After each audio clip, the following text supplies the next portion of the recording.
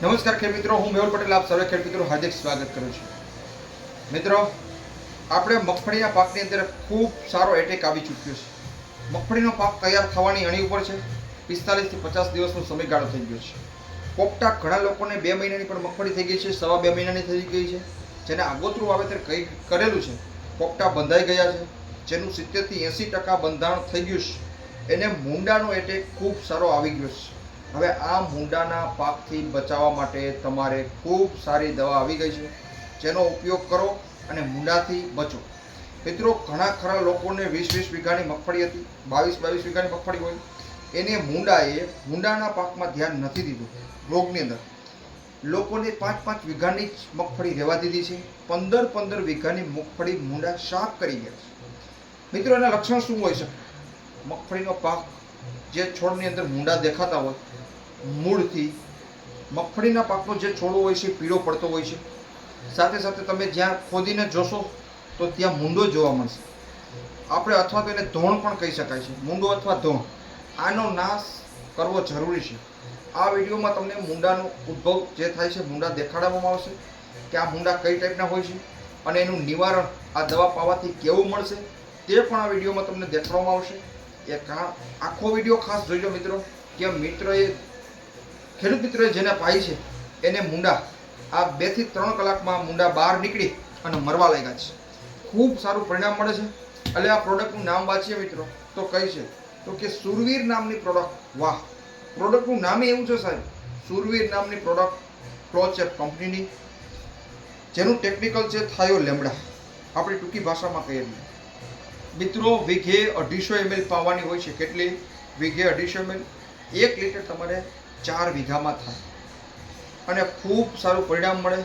ઘણા લોકો મૂંડાનું એમ કહે છે કે ન પવાય, આપણે મૂંડા નથી આવ્યા, આપણે આવશે નહીં. ઘણા લોકો આગોતરું આયોજન કરીને પણ પાતા હોય છે, એને ખૂબ સારું રિઝલ્ટ મળે છે.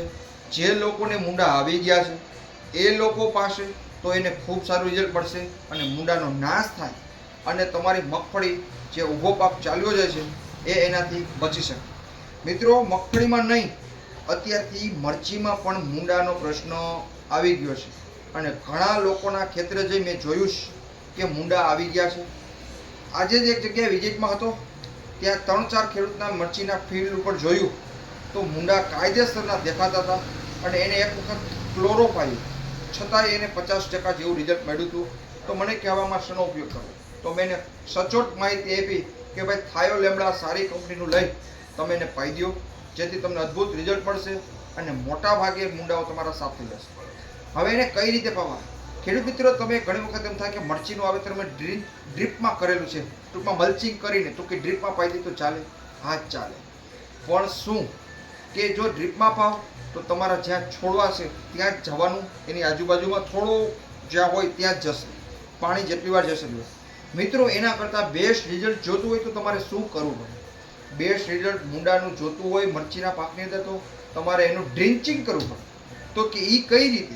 તો કે નોઝલ કાઢી પર પંપે તમારે આને 40 થી 50 ml નાખી દેવાનું અને એનું ડ્રિન્ચિંગ કરવાનું. નોઝલ કાઢીને નોઝલ ખોલી અને કમ્પ્લીટ હાયલું જવાનું અને ખૂબ પરિણામ સારું મળે.